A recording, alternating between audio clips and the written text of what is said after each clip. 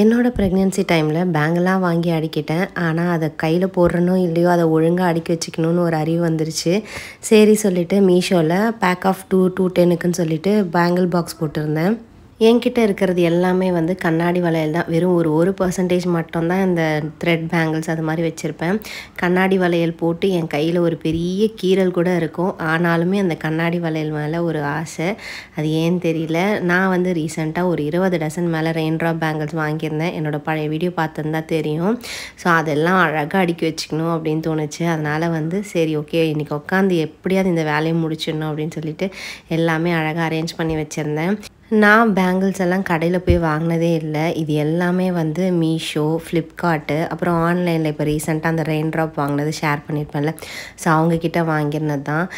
அடுக்கி முடித்தோம். சிலதெல்லாம் வந்து அடுக்காமல் இருந்தது. இதுவும் இன்னொரு பாக்ஸ் தான். ஃபுல்லாக ரெயின் ட்ராப் பேங்கிள்ஸாக போட்டு அடுக்கி வச்சுட்டேன்.